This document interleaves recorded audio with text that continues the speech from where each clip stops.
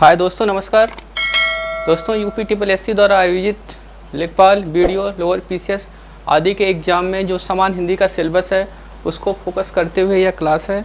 दोस्तों, पिछले वीडियो में हम लोगों ने देखा रस क्या होता है, रस के कितने प्रकार होते हैं।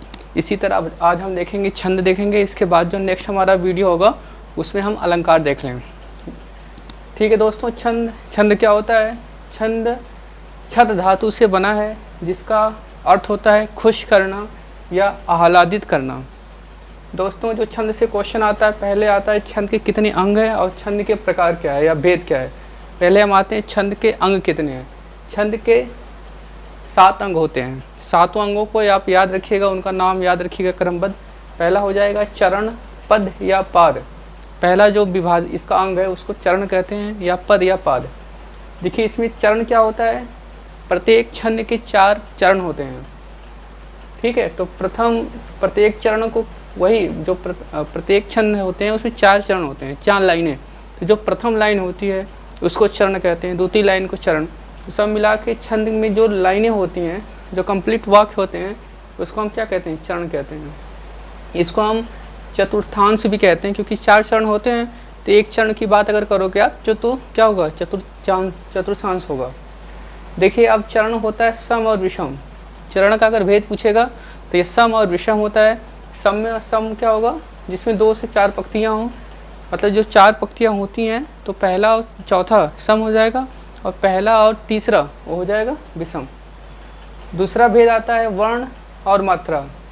वर्ण हमने आपको बताया था कि वर्ण जो है ध्वनि के बाद वर्ण आता है और वर्ण हमेशा स्वर और व्यंजन से मिलके बनता है। तो वर्ण और मात्राएं होती हैं। जो स्वर होते हैं वही मात्राएं के काम करते हैं, जो व्यंजन के ऊपर लग जाते हैं। जैसे इन सब चीज़ों को आपने ऑलरेडी पढ़ चुके हैं आप लोग। तो चरण, वर्ण और मात्रा। तीसरा होगा संख्या और क्रम। वर्णों और मात्राओं की गणना को संख्या कहते हैं। लघु गुरु के स्थान पर निर्धारण को क्रम कहते हैं। दोस्तों, संख्या क्या होता है? पूछता है कि इस छंद में कितने वर्ण हैं, तो आप उनको जो काउंट करते हो उसी को हम संख्या कहते हैं। जो क्रम होता है लघु और गुरु, उस आधार पर क्रम होता है कि पहले छोटा फिर बड़ा फिर छोटा बड़ा या बड़ा या छोटा, ऐसे। तो बहुत ही नहीं है, बस आप इसको नाम आपको याद रखने की ज़रूरत है, लेकिन थोड़ा सा आप हल्का हल्का इसको समझते रहो। तीसरे नंबर पर आता है गण। देखिए मित्रों, यूपी ट्रिपल एससी ने एक बार पूछा था गणों की संख्या कितनी होती है, तो गणों की संख्या होती है 8। इसको याद रखिए। अर्थ क्या होता है? समूह। समूह को गण भी कहते हैं। 3 वर्णों का यह समूह होता है जिसमें यगड़ मगड़ तगड़ ऐसे होता है, सब मिला के 8 होता है। अब गति, हर क्या होता है? गति क्या होती है? छंद के पढ़ने के बाद प्रवाह या लय को गति कहते हैं। छंद को पढ़ने के बाद प्रवाह या गति को हम क्या कहते हैं? मतलब गति कहते हैं। अब यथ या विराम। चौथे नंबर 7वें नंबर पे आता है तुक। अर्थात तुक क्या आता है? छंद के चरणबद्ध तरीके से जो अक्षर शैली या मात्रा होती है उसको हम तुक कहते हैं। इस तरह से 4 इसके चरण हो गए। आप देखिए, पिंगल महोदय को छंद की इन्होंने खोज किया था, अतः इनको बहुत ज़्यादा कभी कभी छंद को पिंगल भी कहा जाता है। ध्यान रखिए, अगर पूछ दे पिंगल किसका नाम है, ऑप्शन देगा वो अलंकार छंद, तो आप क्या लगाओगे? छंद। आप देखिए, छंद के 3 भेद होते हैं। पहला जो भेद है वर्णिक छंद, दूसरा है मात्रिक छंद, तीसरा है मुक्त छंद। वर्णिक छंद को वृत्त छंद भी कहते हैं। यह 3 प्रकार का होता है, सम, अर्धसम और विषम। इसका उदाहरण हो जाएगा सवैया और मालिनी। सवैया में 26 और मालिनी में 13 वर्ण होते हैं। आप दूसरे नंबर पर आता है मात्रिक छंद। मात्रिक छंद कितने होते हैं? ये भी 3 प्रकार के होते हैं, सम मात्रिक, अर्धसम मात्रिक, विषम मात्रिक। जो सम मात्रिक में आता है चौपाई, रोला, हर गीतिका और आल्हा। उसके बाद अर्ध सम में क्या आएगा आपका? दोहा, सोरठा। देखिए, कभी कभी पूछ देता है कि दोहा में वर्ण जो होता है पहले 13 होता है, उसके बाद 11 होता है, जबकि सोरठा में पहले 11 होता है तो 13 होता है। इसकी पहचान के लिए हमें इसको जानना ज़रूरी है। अब देखिए, जो मात्रिक छंद का तीसरा प्रकार होता है उसको विषम मात्रिक कहते हैं। इसमें कुंडलियाँ और छप्पे आती हैं। कुंडलियाँ देखिए किससे मिलके बनती है, इस बात को ध्यान रखिएगा, दोहा और रोला से बनती है, जबकि छप्पे जो है दोहा और उत्लाला से बनती है। उत्लाला किसका प्रकार है? उत्लाला हो जाएगा सम मात्रिक छंदी का। देखिए 3 है इसमें ना। और तीसरे नंबर पे आता है मुक्त छंद। मुक्त छंद, इसमें कोई प्रतिबंध नहीं होता है, अर्थात यह छंद के किसी नियम का पालन नहीं करता है और इसीलिए इसको मुक्त छंद कहते हैं। इसमें कोई विशेष नियम नहीं होता है।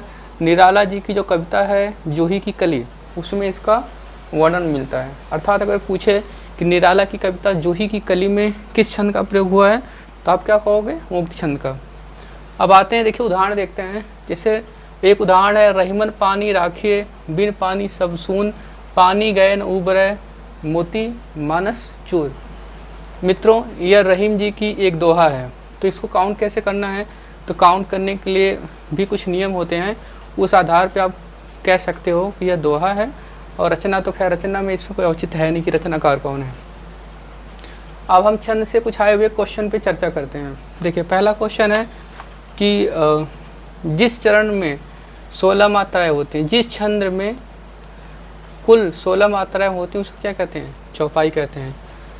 दिया है। अगला क्वेश्चन है कि छप्पय किस प्रकार का छंद है? छप्पय किस प्रकार का छंद है? तो विषम मात्रिक। हमने बताया था ना कि यहाँ पे देखिए छप्पय आएगा। छप्पय अब क्या हो गया? विषम मात्रिक छंद हो गया। तो ये बहुत याद रखने की ज़रूरत है। यह फार्मूला, इस टेबल को आप याद रखो कि सम मात्रिक में कौन कौन आता है, विषम मात्रिक में कौन कौन आता है। यह क्वेश्चन पूछता है और लोग यहाँ पे क्या करते हैं? कंफ्यूज हो जाते हैं।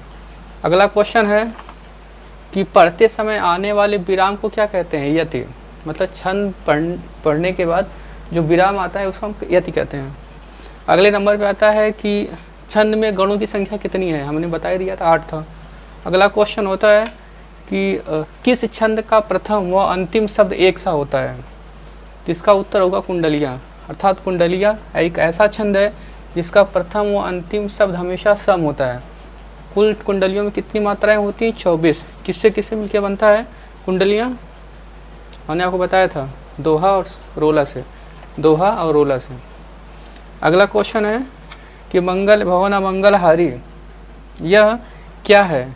यह एक तरह से चौपाई है, चौपाई का रूप है। ठीक है मित्रों, तो इस तरह से आप ओवरऑल छंद को थोड़ा सा ध्यान में, इस फिगर को रख के अपने ध्यान में रखिएगा, जिससे आप समझ क्वेश्चन को कर सकते हो। तो एक ओवरऑल देखा जाए कि छंद को कैसे उसने डील किया है। तो पहले छंद के कितने अंग हैं? तो 7 अंग। कितने भेद हैं? 3 भेद हैं, मात्रिक, वित्रिक, वर्णित छंद, मात्रिक छंद और मुक्त छंद। और उसके कौन कौन से भेद हैं उसको ध्यान रखने की ज़रूरत है। और जो आए हुए क्वेश्चन उसको ध्यान रखिए। तो यूपी TSSC 2 से 3 क्वेश्चन पूछता है, तो आप आराम से कर सकते हो। ठीक है मित्रों, फिर अब किसी और वीडियो में, तब तक के लिए धन्यवाद।